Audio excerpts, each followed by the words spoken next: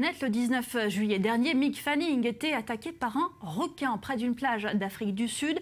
3 semaines plus tard, le champion australien reprend le chemin des vagues, direction un spot tahitien. Maël Benoliel nous en dit plus. Souvenez-vous, c'était il y a un mois. Cette scène spectaculaire, filmée en direct, a été visionnée depuis plus de 21 millions de fois. Le miraculé, tel qu'on le surnomme désormais, est de retour à l'eau. Un mois après avoir eu la mauvaise surprise de croiser la route d'un squale de 3 mètres, bien décidé à le transformer en repas du jour, Mick Fanning a repris la compétition ce week-end à Tahiti.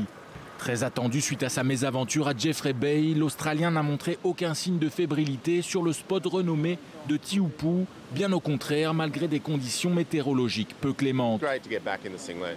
C'était super de retourner à l'eau et de se concentrer seulement sur le surf à nouveau. Il y a eu tellement de buzz et d'attention médiatique après l'attaque que je voulais juste passer à autre chose. C'est arrivé, on en parlera plus tard, ça me fera une histoire à raconter quand je serai vieux.